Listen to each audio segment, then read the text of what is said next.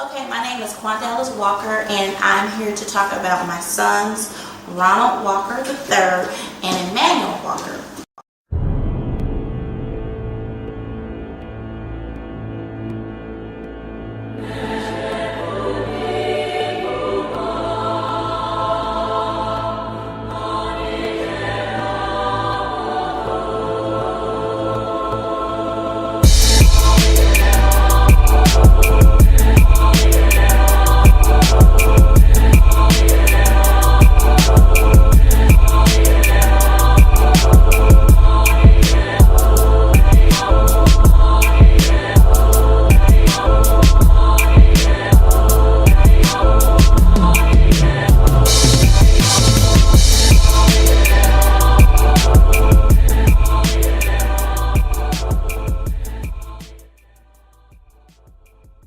Don't quit. Do not quit. Push. Okay? I know how hard it is. I know it's hard. I know there's moments where everybody thinks, oh my God, what am I doing? Just keep pushing. Your family needs you to do it. Your community needs you to do it. God bless America. It definitely needs you to do it. So hang in there. Keep pushing. When you think about quitting, just understand that everybody you compete with is having the very same thought. Last man standing, baby. Man or woman.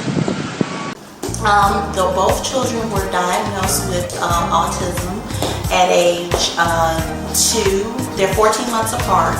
At age 2.5 and 2. Ronald, my oldest son, I always knew something was a little bit different about him developing. My younger son, Emmanuel, I had no idea because he was making his milestones initially.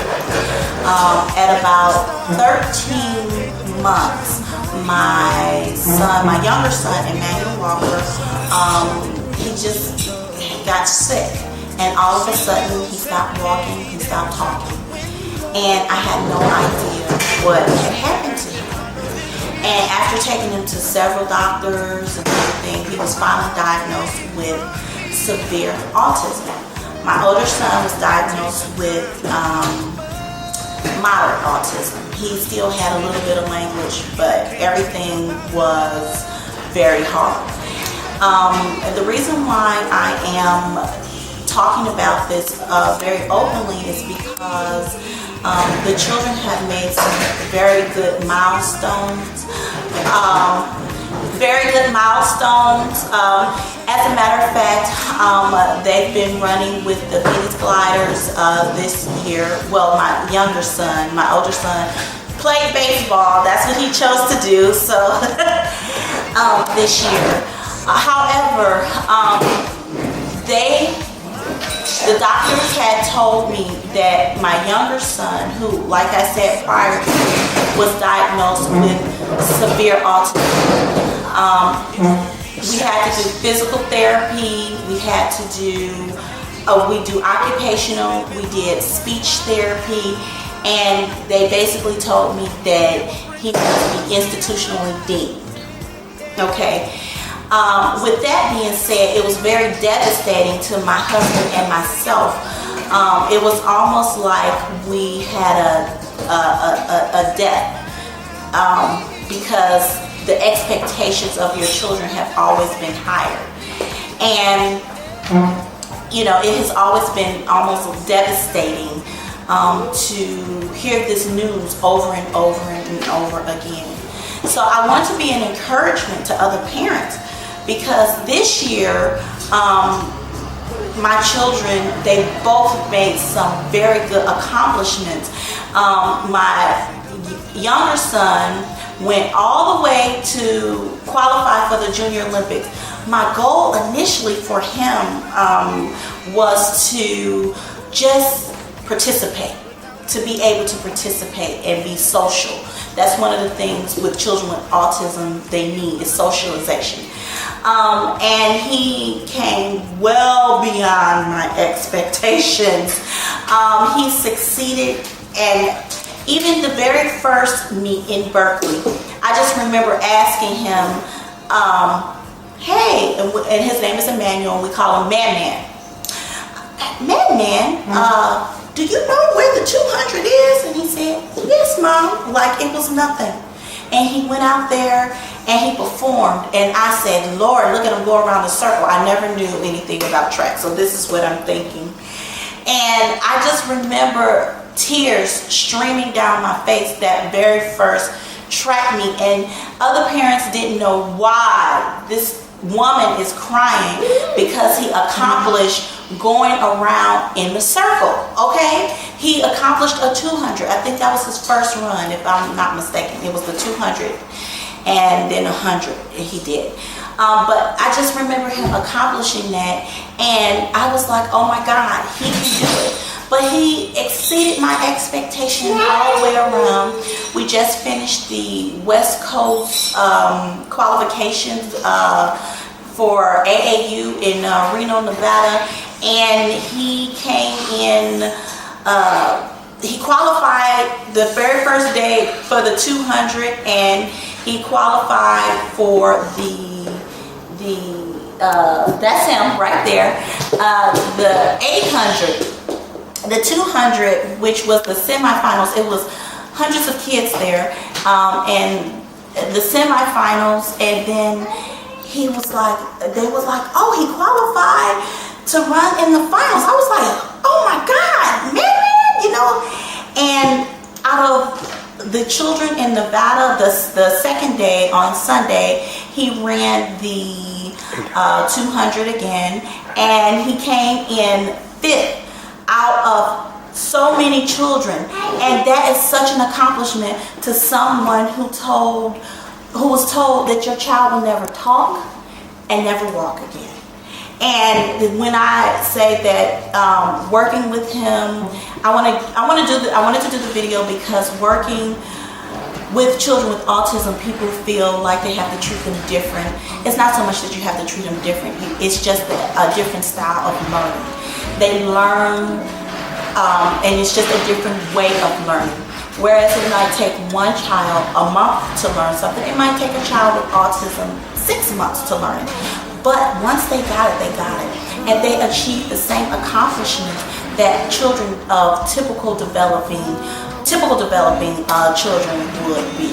It's typical and untypical, you know, is the lingo that they use when it comes to children with autism. But he accomplished so much. Both children have accomplished so much. The oldest one and the youngest one actually are playing with ESPN come August 3rd. And it's just these accomplishments with children that they have not explored, and people are scared. And I want to take the shame out of parents telling people, being aware. My children, I have gotten through out of churches. And I have gotten so many looks about different things that they do, quirks that they might have, behaviors that they might have. My oldest one didn't like to be around people. Now, with early intervention, he talks more than I do, and that's saying something because I talk quite a bit. He's a very social kid, you know. And this one here, as you can see, he's tall and lanky, and he's growing, and he's walking, and he's talking, and learning, and breathing, and he's accomplishing. And we have high goals, and high hopes, and high expectations for him. So when you say you was kicked out of church, was it one church, two churches? I was kicked out of 2 churches. I call it, and not so much as kicked out, like I say, get out. Right. I call it the parking lot ministry. And it is where they say, oh, you know, your child is acting up. So they say, oh, you can take them out to the lobby. But by the time you take them out to the lobby and calm them down, church is over. So you end up in the parking lot. So parking lot ministry, as I call it. Wow. So it happened to me twice, but I understand because they were disruptive, you know. So they had no accommodations for parents to deal with children who might have behaviors. And then even from your family member, being from African American family, you know, the first thing we say is corporal punishment, you know. But however, with children with autism, you can spank all day long and they just won't give. So you have to try a different way. It has to be a different way of learning, a different way of teaching, a different way of talking. And when they have behaviors, I used to carry around cards that says, "Excuse me, my child has autism," and hand them out when it was something that I was trying to control, and I used to get nasty looks. But from the time he learned how to walk again, he did physical therapy, he did occupational therapy, he still does occupational therapy, he still does speech therapy. But from the time he relearned how to walk again, and he was running. So I should have known from jump that he would have been a good runner because he ran all over me. So as safety things. But it was the accomplishment that he can focus and that he was able to do these things.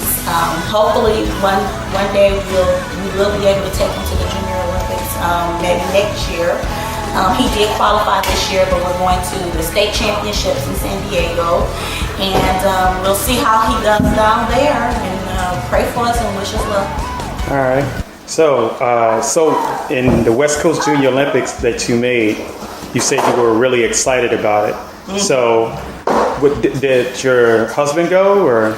Yes, my husband went, and he is a all man, so he was over there cheering harder than I was, and he was making sure Emmanuel was where he was supposed to be at, and making sure everything was together, because he's going to make sure his son is together. I say that he's one of the first ones that he began to walk the hills with the boys and hiking the hills. He's the one that really started the initial coach, because he was walking the hills with him to burn out some of the energy, because Emmanuel had so much energy that I needed a break. And it's okay to say you need a break sometimes, and I did. So he would walk him up the hills and walk him around the block and walk him. So he was the initial and the first coach that we had. So. All right. Well, thank you for that interview, and hopefully we'll see him in San Diego doing well. I am hoping and praying to God that he does well. And I want to encourage other parents with children with autism that the end all is not always what the doctors say. The end all is not what always the psychiatrists say.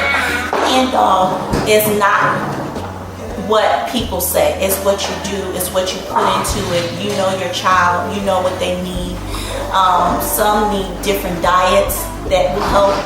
Some need exercising, burning it off that energy. Some need just different things. Try different things. I do believe in early intervention. I'm encouraging that. One thing that's needed and an advocate for is catching it early and treating it early.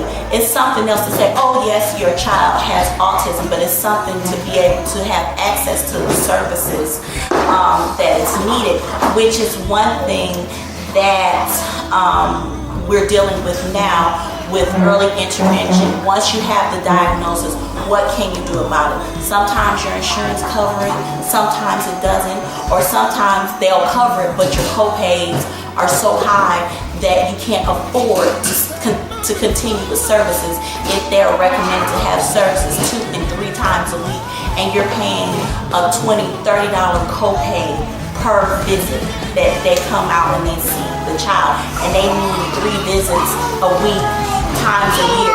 That's a big expense. So we need access to it and help paying for it. So if you can, write your state legislators, our governor, about early access for children, because it makes a whole difference with early access. So. All right, I'm gonna stop it there.